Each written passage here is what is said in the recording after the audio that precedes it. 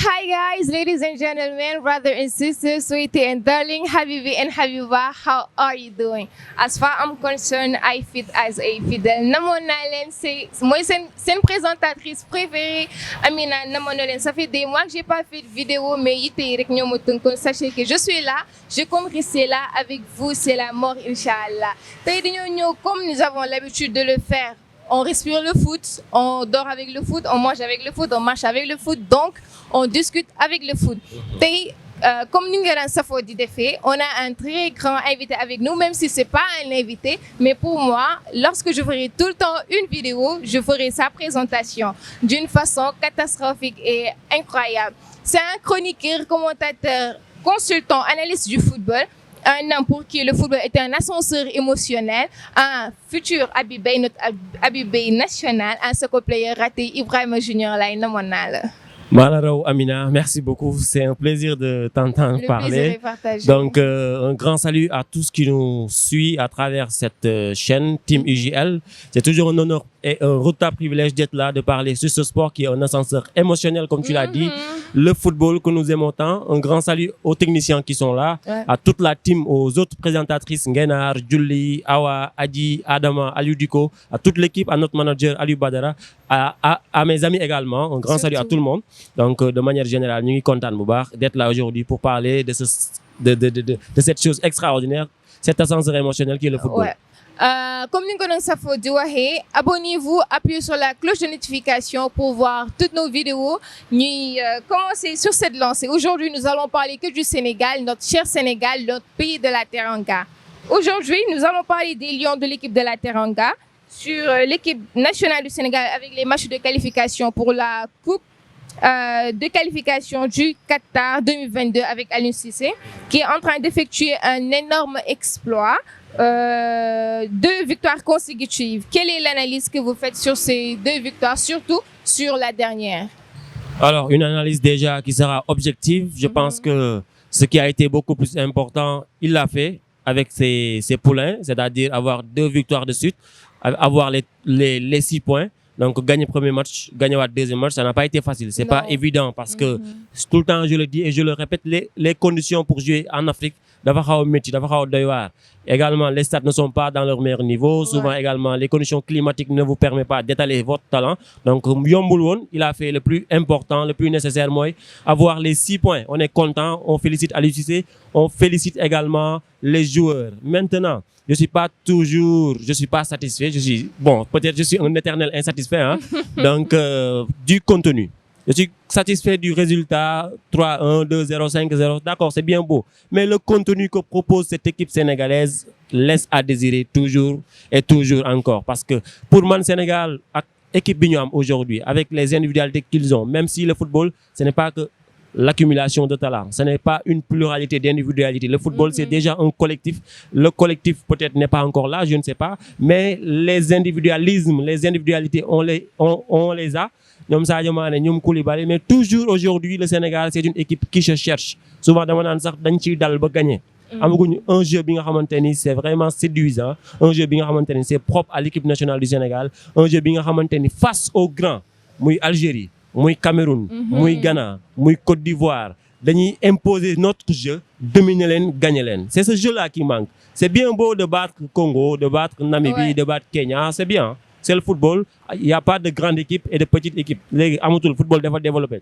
Mais bataille, je reste sceptique, je reste dubitatif face à ce jeu que propose le Sénégal, même si on est satisfait du résultat, mais on n'est pas encore satisfait du contenu.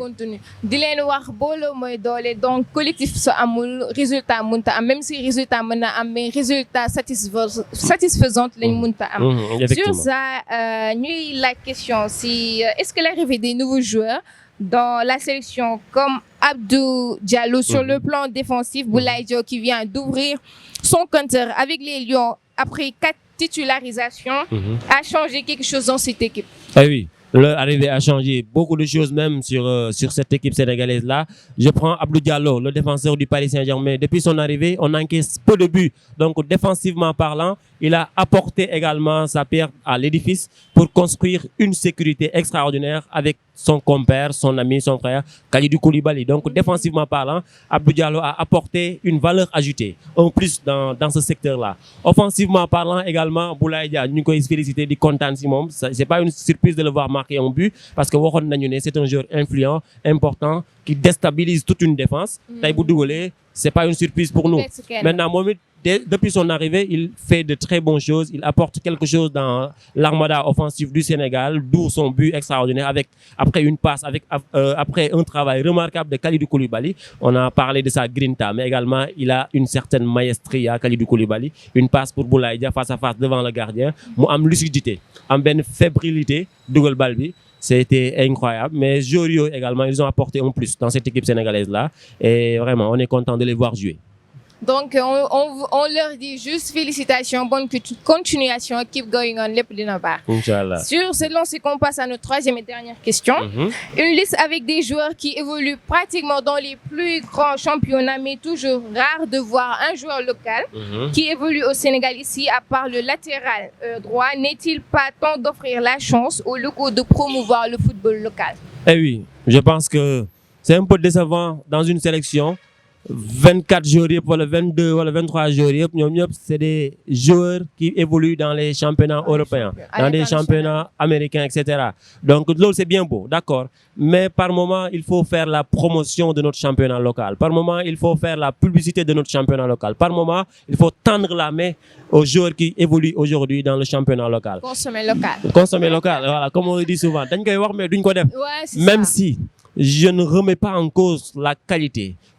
Bi nga xamanteni joueurs yi ñi sélectionné ñuy joggé Europe am nañu ko mais également à côté fini championnat Sénégal bi local bi il y a des joueurs extraordinaires yu fi nek mëna football mais duñ leen gessu donc Aliou Cissé par exemple ni mi sonné di déplacer wu dem ci stade yu magi di sétane joueurs yi pour jëm leen sélectionner indi leen nañ ko def fi au Sénégal en fait nañu promouvoir notre football quoi parce que aujourd'hui boo bëggee am benn équipe bu mel ni Zambie ba muy jël coupe d'Afrique bi je pense en 2012 seen joueurs yëpp ñoom ñëpp c'était des joueurs locaux donc c'était incroyable. Ça c'est le leadership africain. C'est le leadership africain, il faut avoir de la confiance en soi.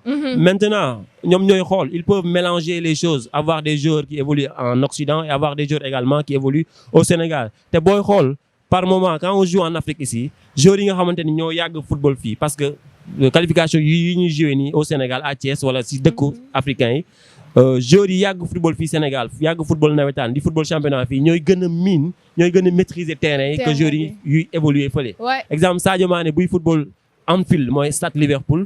Foofu moom tout est bien bâti amul benn problème gazon bi nice. Bokkut ak beneen joueur bi nga xamante ne mi ngi football fii par exemple Jaraaf wala Ngor wala je sais pas beneen équipe nawetaan bu nekk fii Génération Foot bokkut ak ñoom ñaar duñu bokk football quoi parce que kee mooy gën a miin.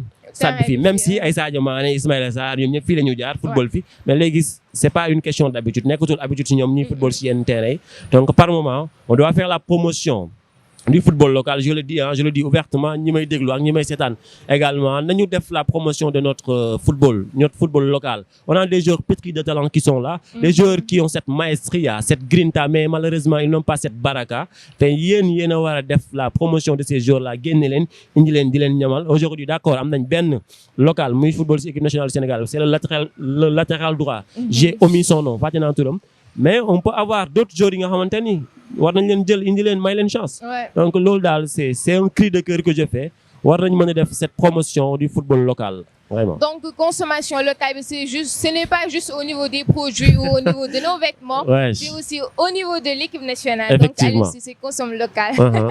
C'est sur cette lancée qu'on vous dit bye bye même si ça ne plaît pas de vous laisser mais bon on n'a pas le choix. Mais xamali ñi ngi fi ak yéen tout le temps di leen jox li ngeen bëgg ñun tamit ñi am lu ñu bëgg. Junior, ton dernier mot. Mon dernier mot, d'abord je souhaite à l'avance un joyeux anniversaire à mon papa. Il va fêter son anniversaire ce lundi 13 septembre inchallah di ko ñaanal wér di ko ñaanal gudd fan di ko ñaanal jàmm di ko ñaanal xéewal bu bëri te barkel donc moom sama gain la c'est mon ami c'est mon papa c'est mon frère c'est mon oncle sama lépp la sama papa donc di ko ñaanal en tout cas que du bonheur vraiment parce qu'il le mérite. parce que c'est une personne spéciale, une personne originale, une personne dotée de qualités monumentales. Aujourd'hui, si on est apprécié de tous, si on est aimé de tous, si on est respecté de tous, ginnaaw yàlla moom la, c'est lui qui nous a donné cette éducation-là. Ça se voit. C'est vraiment extraordinaire. Mënuñ koo fay di ko ñaanal wér ak gudd fan. J'en profite également pour saluer ma reine, Ouais, ma princesse, ma diva, ma maman, infirmière d'état boobu nekk Nioro ICP, face HLM poste de santé, di ko kontaane, di ko bëggee. J'ai eu de la chance d'avoir des parents extraordinaires, de beaux parents qui se soucient de leurs enfants. Et ba tey nii même si ñu ngi jëm mag mais ñoom ñoo ñu yor. Donc macha allah di leen ñaanal wér ak gudd fan di kontaan ci ñoom. Ginnaaw ñoom également maa ngi nuyu samay rak, di nuyu sama famille, di nuyu sama équipe, notre équipe la team UJL. Présentatrice yëpp ñoom Julli qui est là, ñoom Ngenar, ñoom Aliou Diko, ñoom Adja, Adji voilà, ñoom Adama, etc. Toute la team. Aussi. Donc toutes les personnes également qui ont été là aujourd'hui présentes ñoom Maodo ak Abdourahmane technicien ñu ngi leen di nuyu di leen ziar di kontaan également si Fana pour son déplacement di kontaan si ñëpp ñu ñuy seetaan ñu ñuy soutenir à travers nos statuts sur WhatsApp, Facebook, Instagram. Donc j'ai trop blablaté peut-être. J'ai trop péroré pour terminer. maa ngi santaat yàlla bu baax. di kontaan di amaat mbégte ak plaisir di partager ak yow un débat qui parle de football et vraiment ça a été un plaisir. On se donne rendez-vous peut-être samedi inchallah. di ñuy ñëpp tamit papa maman tout le monde on souhaite aussi un très grand joyeux anniversaire happy birthday à notre papa le papa d'Ibrahima Junior Laye dundal wéral yàggal 100 ans sans ordonnance nga fekkee sa njëriñu doom yi ba ngeen dund ba di koy nettali. Un gros bisou aussi à tous nos abonnés, tous nos followers, à toutes les présentatrices, Ngena, Awa, Koulim Djou, Mounouma Lim ñëpp. Un gros bisou aussi à di wax abonnez-vous, appuyez sur la cloche de notification pour voir toutes nos vidéos. Nous suggérons aussi vos commentaires pour xool li ñu war a yokk ak li ñu war a defar parce que si yéen la ñu mën a dépendre pour mën a persévérer. Et puis la perfection n'existe pas dans ce monde. Dañuy jéem dañuy jàng rek. Vous avez l'occasion, l'opportunité de commenter, de donner vos critiques, vos avis. Que ce soit positif ou négatif, on est là. va prendre. Ouais, on est là. Sur ce, bye bye. Alors vamos.